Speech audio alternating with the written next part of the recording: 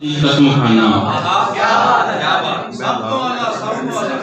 मैं लाल पेंसिल दी कसम खाना तुसी असी हो असी तुसी। मैं लाल पेंसिल दी कसम खाना तुसी असी हो असी तुसी हां।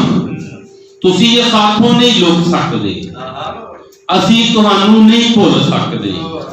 तुसी भी इत्थे असी भी इत्थे। वाह असी तुहानू जे रड़कने ते गल कर लो। वाह वाह क्यों नहीं करते कि गल ही कोई नहीं। जे गल कोई नहीं ते रौला काहदा है? वाह वाह कोई गल है या ते करदे क्यों नहीं? वाह वाह ते मुंह नहीं हैगा। वाह वाह वाह वाह एक मिनट और थोड़ी मेहरबानी एक मिनट वाह वाह